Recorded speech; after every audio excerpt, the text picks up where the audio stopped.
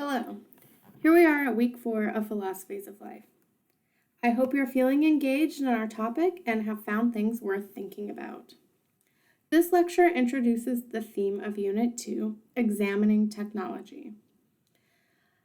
I will introduce some important concepts and distinctions we will use as we examine technology, and of course, I will introduce week 4 source materials.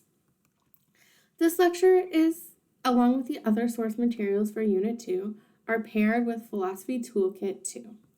If you have not already done so, please access that handout now so you can begin to take notes on important concepts, distinctions, persons, and the debatable theses as you move through the materials for this unit.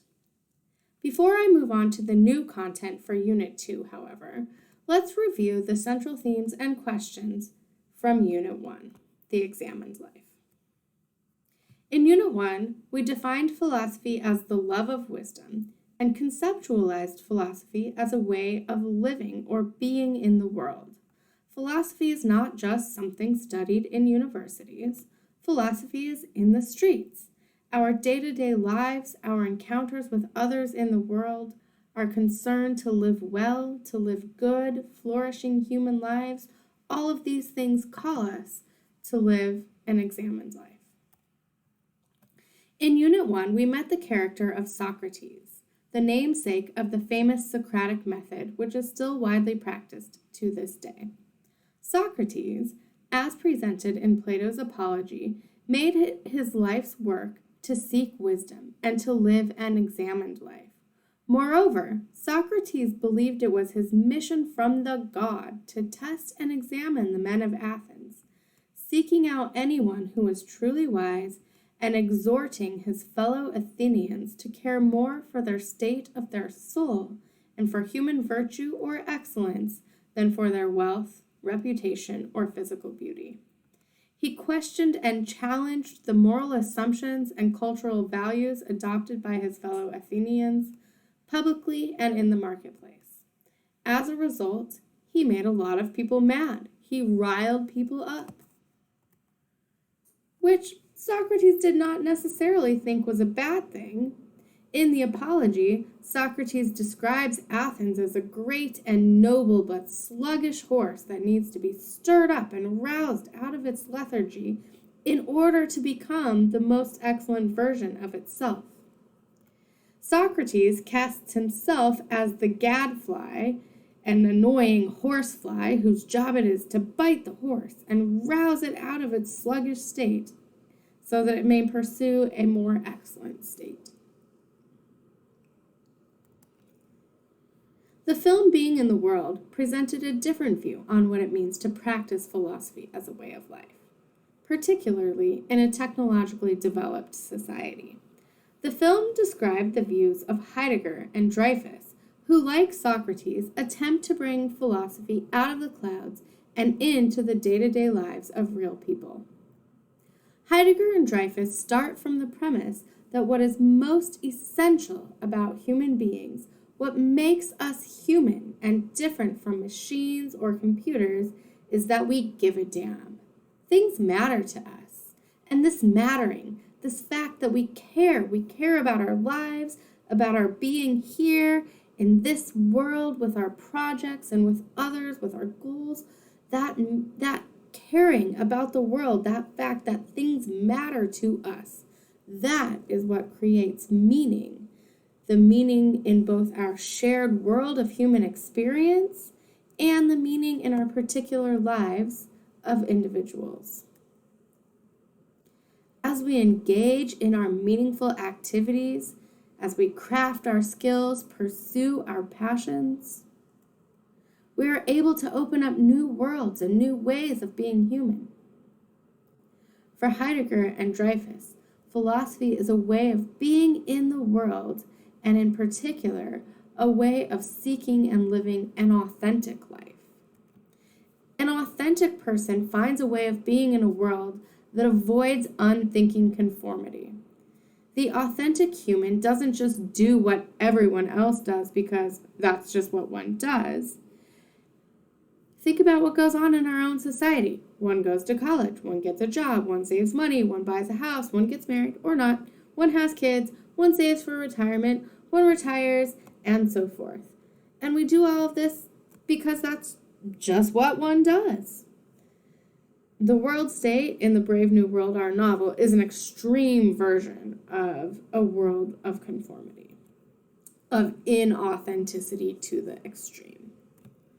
On the other hand, the authentic person also doesn't suffer from the self-delusion that they are this independent, autonomously existing agent, an individual who's separate from and outside of the world, who's looking in on and observing it objectively, who understands the truth like an unbiased spectator, or who is able to make choices independently of the cultural, historical, and biographical context of life, right? We are not, an authentic person doesn't conform mindlessly, but an authentic person also doesn't suffer from the delusion that they are sort of outside of the world, looking in, able to perceive the truth objectively, as if they were God or a view from no particular perspective. So for Heidegger and Dreyfus, the authentic person finds a way that's neither absolute conformity nor complete isolated individual autonomy. Instead, the authentic person makes their life a work of art, responding to and drawing inspiration from their engagement in the world. They create something that is original and truthful and meaningful and truly them out of their life, but in a way where they're engaged in the world with others in projects that matter to them. And in this way, wisdom and truth are not just knowledge or facts about some objective world that exists out there, outside of my mind, outside of the self. Knowledge and truth, wisdom are not just facts about nature. Instead, wisdom and truth are ways of being authentic, ways of being truthful in the world with others, and ways of being that open new possibilities for human being in the world with others. Although these two views of philosophy as a ways of life are very different, both have in common the idea that to live well, that to love wisdom or live in truth and authenticity, it is necessary to question and challenge the status quo, to examine the accepted cultural values, norms, and moral attitudes, to accept without question what the anonymous they say one ought to do, to live in any way, like the unthinking and enslaved masses of the world state, so entrenched by sleep teaching and soma that they can't even form their own thought about what is good, about what is valuable, and just fall in line. That is to fail to live a fully human, fully authentic, or fully flourishing life. Our Unit 2 sources pick up where Unit 1 leaves off. Our main source for Unit 2, both weeks 4 and 5, will be an article written by Langdon Winner. The article is called Technologies as Forms of Life. This article was originally written in 1983, but it was reprinted in this textbook, Ethics and Emerging Technologies, and is still relevant now 40 years after the original publication. Winner is following the traditions of both Socrates and Heidegger.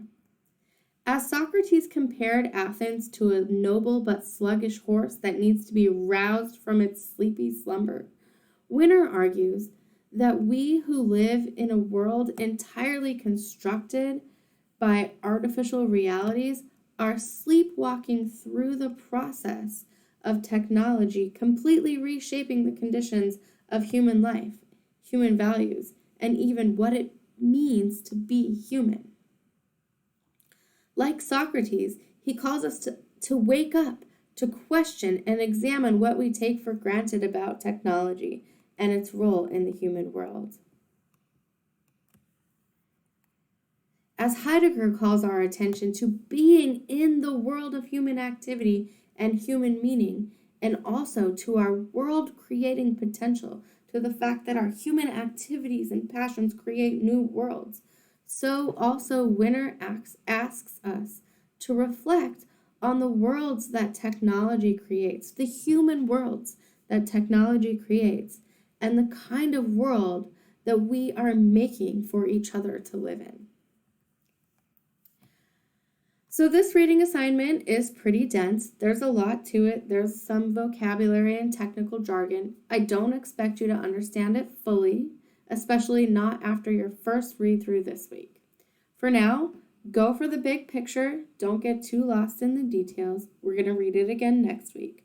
For this week, I want you to read the whole thing through, but focus mostly on sections 1 and 2 and try to get those down. To aid you in your understanding of the text, I'm going to introduce 2 key terms that he uses in these 2 sections. In next week's lecture, I'm going to introduce some other key terms from the last 2 sections, so don't worry about those too much for now. The first term that I want you to think about for this week is technological somnambulism. So somnambulism, it's really just a fancy word for sleepwalking. It literally from the Greek means sleepwalking. So Winner argues that as a technological society, we have failed to think systematically and critically about what technology is, while at the same time holding firmly to the belief that the only reliable sources for improving the human condition stem from new machines, techniques, and chemicals. Because of this, we are sleepwalking and oblivious to the ways in which the very conditions of our human existence, the possibilities for living well or poorly, are being shaped by the technological advancements that create the worlds in which we live. Again, Winner, like Socrates, wants us to wake up from our slumber and ask ourselves whether in our uncritical faith in technological development, we are really caring for what matters most. The next key term in this text is the term moral neutrality. Winner believes that most people think of technology as morally neutral, and he wants to challenge this idea that technology is morally neutral. He doesn't agree with it.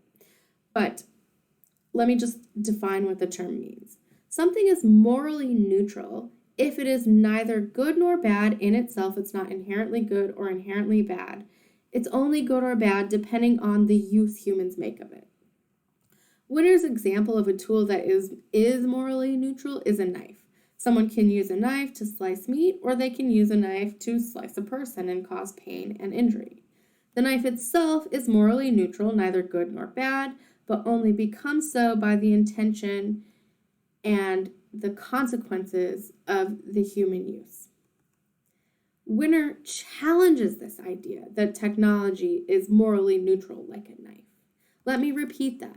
Winner does not think that technology is always or inherently morally neutral. He recognizes that people in our society commonly view it that way, but this is a view that he wants us to re-examine.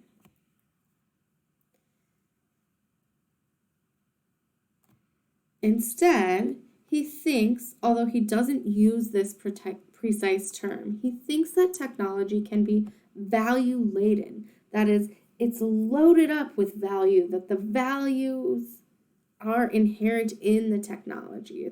The technology is not morally neutral.